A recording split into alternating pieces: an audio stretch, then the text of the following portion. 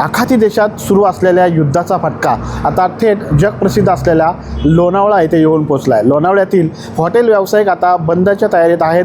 त्यांच्याकडे गॅस टंचाई मोठ्या प्रमाणात वाढल्याचं चित्र आपल्याला पाहायला भेटतं आहे। परंतु लोणावळ्यामध्ये प्रमुख व्यवसाय असलेला म्हणजेच मगनलाल चिक्की व्यवसाय देखील आता बंद होतो की काय अशी शंका उपस्थित होते।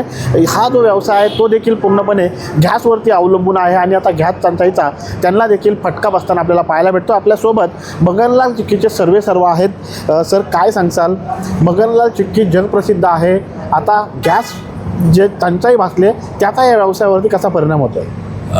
आता हा युद्ध चालू झाल्यामुळं हळूहळू गॅसची बरीच आम्हाला प्रॉब्लेम यायला लागलेत, खूप शॉर्टेज यायला लागलं आहे आणि आम्हाला पाहिजे तेवढं सप्लाय भेटत नाही आहे। बेसिकली कसं आहे की हा सगळा जो धंदा आहे, जो व्यवसाय आहे, हा सगळा टोटली गॅसवर निर्भर आहे। जर आपण काय शिजू शकलो नाही तर आपण चिक्की करणार कशी काय? चिक्की म्हणा, फज म्हणा, जेली म्हणा, काही असलं तरी गॅसशिवाय ते काय होऊ शकत नाही।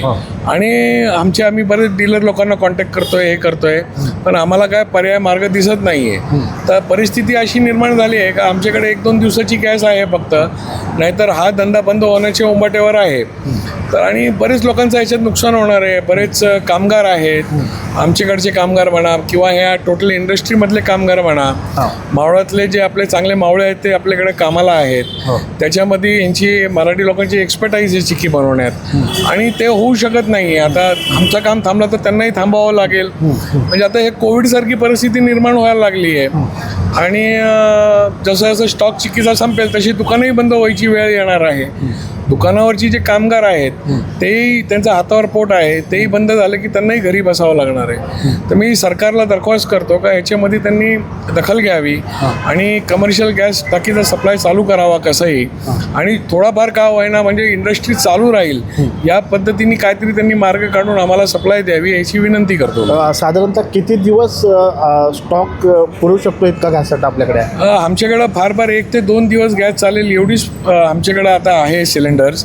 त्याच्याशिवाय काय आम्ही जास्त ह्याच्यात म्हणजे कुठून सप्लाय आला तर ठीक आहे, नाहीतर हा धंदा 100% बंद, कारखाना बंद करायची वेळ आमच्याकडे येणार आहे आणि आम्ही बरेच प्रयत्न करतोय, पण असं वाटत नाही का पुढच्या 2-4 दिवसात आम्हाला काय गॅस भेटणार आहे। जर सप्लाय नाही आला पुढच्या 1-2 दिवसात तर आम्हाला कारखाना बंद करावा लागतोय। साधारणतः मगनलाल चिक्की जर बघितले आपण तर संपूर्ण महाराष्ट्रात त्याच्या फ्रँचायझी आहेत, ब्रांच आहेत, हा व्यवसाय मोठ्या प्रमाणात आहे। आर्थिक फटका किती बसू शकतो?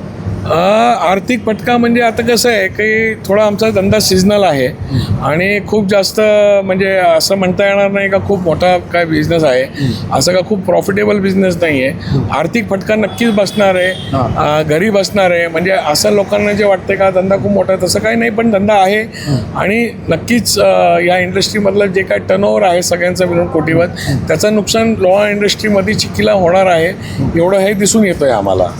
हे होते अग्रवाल जे मगनलाल चिक्कीचे सर्व आहेत। साधारणतः पुढील 1 ते 2 दिवसामध्ये मगनलाल चिक्की असेल किंवा लोणावळ्यातील जो चिक्की व्यवसाय आहे तो गॅस टंचाईमुळे बंद पडण्याचं सावट आता लोणावळाकरांवरती येऊन ठेपला आहे। LS मराठीसाठी सचिन शिंदे, लोणावळा मावळ।